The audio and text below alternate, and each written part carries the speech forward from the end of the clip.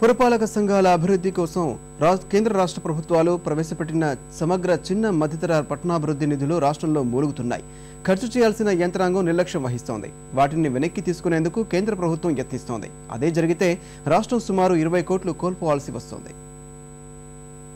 ఆర్థిక ఇబ్బందుల్లో ఉన్న పురపాలక సంఘాలను గట్టెక్కించేందుకు కేంద్ర ప్రభుత్వం 1985లో ఐడీఎస్ఎంటీని ప్రవేశపెట్టింది. ఎంపిక చేసిన పట్టణాల్లో ఈ కార్యక్రమం కింద పురపాలికలకు ప్రతి నెల ఆదాయాన్ని అందించే వాణిజ్య సముదాయాల నిర్మాణానికి ప్రాధాన్యమిచ్చారు. ఇందుకోసం అప్పట్లో 1800 కోట్ల రూపాయల పనులకు కేంద్రం ఆమోదం తెలిపింది.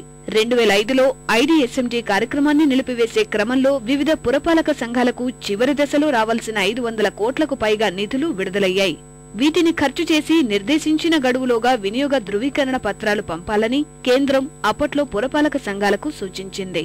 ప్రభుత్వం నుంచి స్పష్టమైన ఆదేశాలున్నా నిధులు పూర్తిగా ఖర్చు చేయడంలో అధికారులు నిర్లక్ష్యం వహించారు.